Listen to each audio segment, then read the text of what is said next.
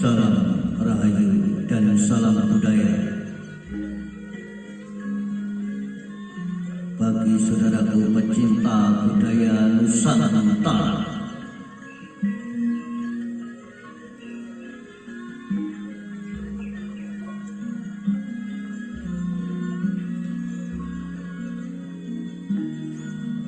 Kali ini kami akan mengangkat sebuah kisah karya wisata Kediri dengan judul Dyah Pitaloka Citra Resmi.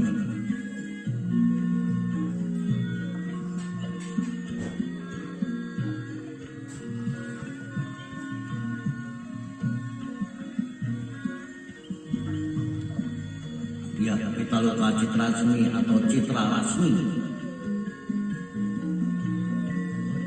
yang terjadi pada tahun 1340 sampai 1357 adalah seorang putri kerajaan Sunda Galuh.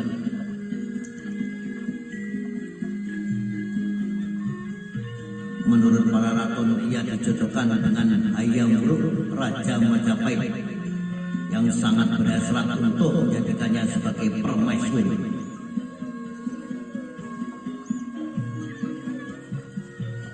Akan tetapi dalam tragedi perang Kubat, putri Raja Sunda ini bunuh diri setelah mendapati ayahnya Prabu Maharaja dan semua pengiring rombongan tewas.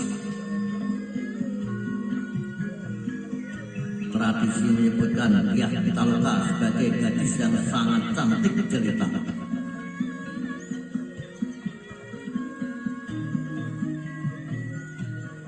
Hayam Wuruk Raja Majapahit dan dengan didasari alasan politik ingin menjadikan putri Citra Resmi atau Dyah Pitaloka sebagai istrinya.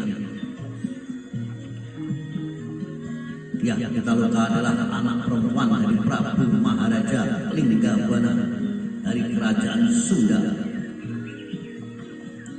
Pada referensi lainnya ini kitab para raton menyebut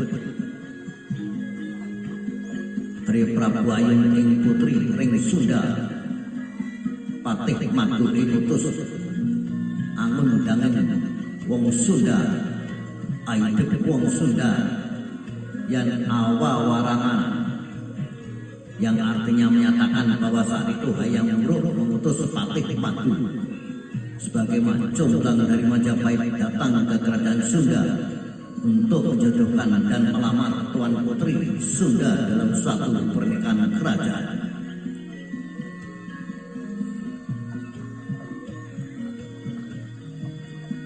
Adapun pada sisi lain, menurut beberapa sumber lain yaitu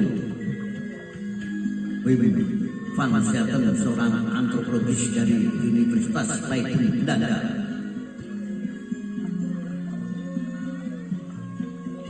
menyatakan saat itu wilayah Jawa dipandang memiliki budaya dan lembaga pendidikan agama yang lebih tinggi oleh masyarakat Sunda, sehingga banyak masyarakat Sunda belajar ke Jawa dan mengadopsi beberapa aspek budaya Jawa. Dengan kondisi tersebut sehingga menjadikan putri Sunda ingin menikah dengan Raja Jawa, sebagaimana diungkapkan dalam Carita Paharayangan, yaitu urang reak sangkan angkat kajawa ngumpul anak lakian di Sunda, yang terjemahnya adalah awalnya mereka pergi ke Jawa sebab putri tidak mau bersuami orang Sunda.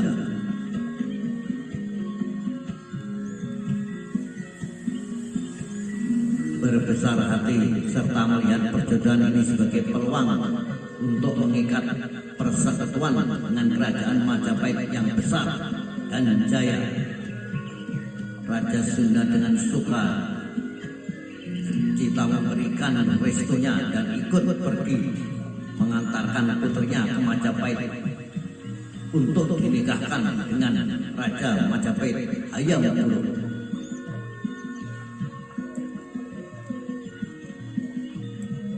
pada tahun 1357 rombongan kerajaan Sunda tiba di Majapahit. Setelah melayari Laut Jawa, rombongan kerajaan Sunda mendirikan pesanggaran di lapangan Bubat di bagian utara Trowulan, ibu kota Majapahit. Mereka menantikan jemputan dari pihak Majapahit serta upacara kerajaan yang pantas layaknya pernikahan agung kerajaan.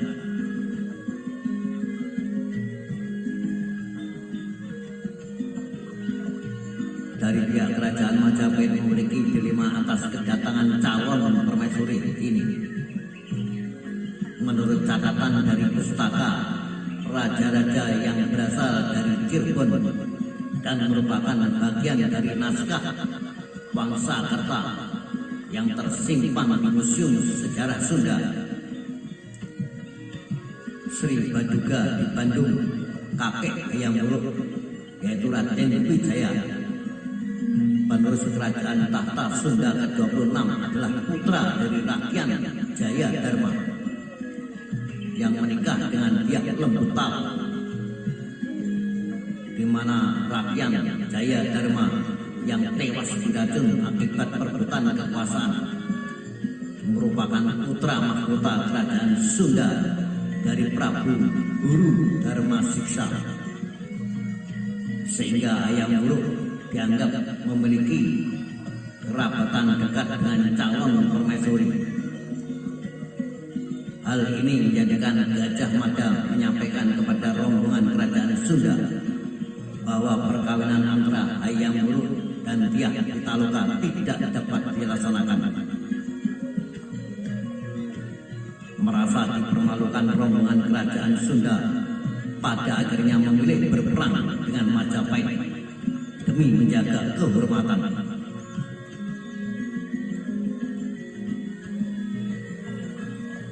Sedangkan pada bagian lain, menurut seorang arkeolog Indonesia bernama Agus Aris Munandar yang menafsirkan dari kisah Panji Anggreni pada tahun 1801, menyatakan bahwa ayahanda Hayam Wuruk yang bernama Kertawardhana atau suami dari Tribhuwana Tunggadewi berkeberatan dengan pernikahan tersebut. Terlebih Hayam Wuruk telah dijodohkan dengan Idu Dewi, anak Raja Dewi Maharajasa yang berkedudukan di Daha Kediri, sehingga Kertawardhana memerintahkan Gajah Mada untuk membatalkan pernikahan tersebut.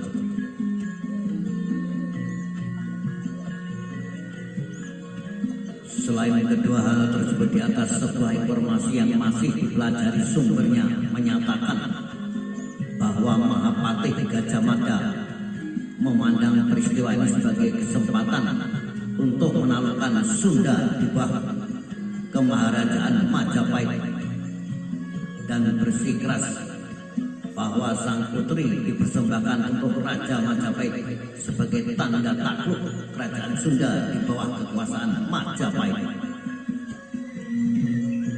Raja Sunda amat murka dan memilih melawan Majapahit demi menjaga kehormatan.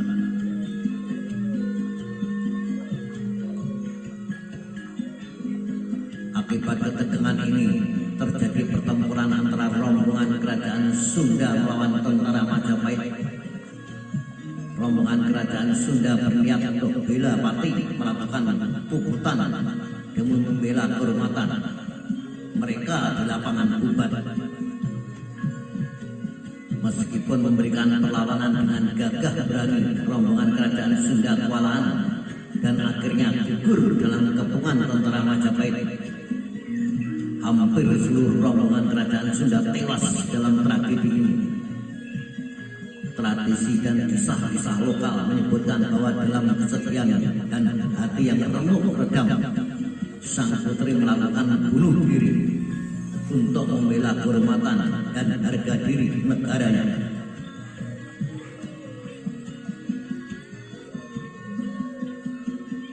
Menurut tradisi, kematian Diah Pitaloka diratapi oleh Hayam Wuruk serta segenap rakyat kerajaan Sunda yang kehilangan sebagian besar keluarga kerajaannya. Oleh masyarakat Sunda, kematian sang putri dan Raja Sunda dihormati dan dipandang sebagai suatu keberanian dan tindakan mulia untuk membela kehormatan bangsa dan negaranya. Ayah sang putri Prabu Maharaja Linggabwana disanjung dan dihormati oleh masyarakat Sunda dengan gelar Prabu Wangi. Bahasa Sunda, raja yang memiliki nama yang harum karena tindakan heroiknya membela kehormatan negaranya melawan Majapahit. Keturunannya raja-raja Sunda yang kemudian diberi gelar Siliwangi dari kata silih wangi, dalam bahasa Sunda berarti penerus Prabu Wangi. Tragedi ini sangat merusak hubungan antara kedua kerajaan ini yang berakibat permusuhan hingga bertahun-tahun kemudian. Hubungan kedua negara ini tidak pernah pulih kembali seperti sedia kala. Sementara itu di keraton Majapahit, Gajah Mada menghadap untuk menghadapi permusuhan dan ketidakpercayaan karena ketindakannya atas dasar fakta, kedekatan, keakraban pihak Pitaloka dan menjalankan keinginan ayahanda Hayam Wuruk, yaitu Kertawardhana, namun berakibat kurang baik kepada terlukanya perasaan Hayam Wuruk.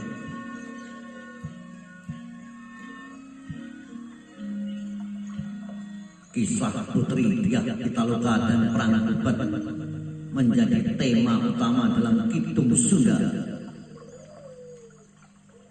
Catatan sejarah mengenai peristiwa Pasundan Kubat disebutkan dalam Pararaton.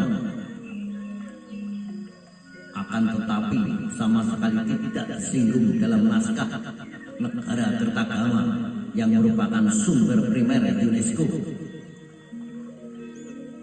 The Memory of the World Register for Asia Pacific, dan memiliki informasi lebih kuat karena Negara Kertagama ini ditulis tahun 1365. Periode kekuasaan Hayam Wuruk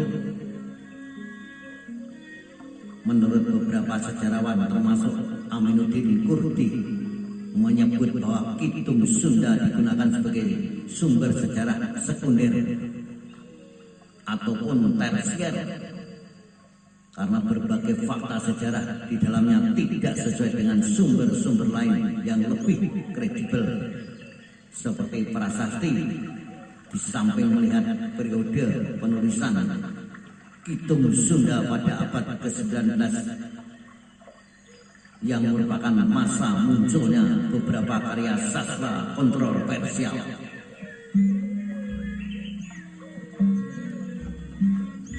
Ya, itulah saudara tentang kisah Perang Kubat, tewasnya putri kerajaan Sunda Diah Pitaloka Citra. Salam Rayu, salam budaya, sampai jumpa di lain kesempatan.